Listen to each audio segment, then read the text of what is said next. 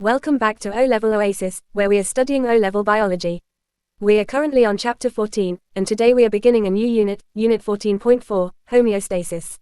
These are the specifications that we will cover step by step, so let's get started.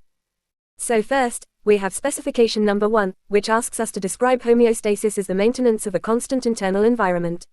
Homeostasis operates through a coordinated control system that maintains stable internal conditions.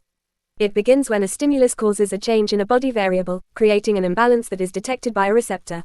The receptor sends information to a control center, which processes the change and sends instructions to an effector. The effector then produces a response that reverses the change, reducing the stimulus and restoring normal internal balance. So, the main definition of homeostasis is the process through which the body keeps its internal environment stable by controlling conditions such as temperature, blood pressure, water balance, and glucose levels within narrow limits, allowing cells to function properly and ensuring the survival of the organism. Homeostasis is the process by which the body maintains a stable internal environment. It keeps conditions such as body temperature, blood pressure, water balance, and glucose concentration within certain limits. This stability is essential because it allows cells to carry out the chemical reactions efficiently, which supports the proper functioning and survival of the whole organism.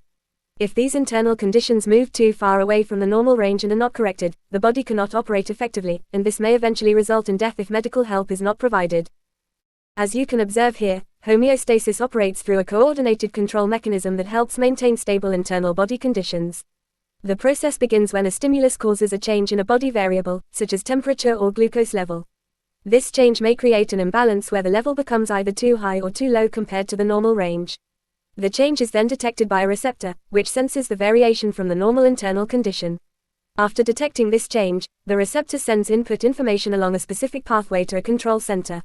The control center processes this information and determines the appropriate response needed to correct the imbalance. Next, the control center sends output information through another pathway to an effector, such as a muscle or gland.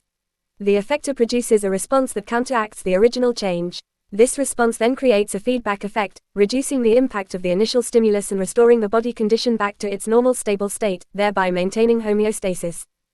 Next, there are two major types of feedback mechanisms that help regulate and coordinate body functions. The negative feedback mechanism works by reversing any change that moves body conditions away from the normal set point. It plays an essential role in maintaining homeostasis by keeping internal conditions stable. If the level of a factor increases, body processes act to decrease it, and if the level decreases, body processes act to increase it back to normal.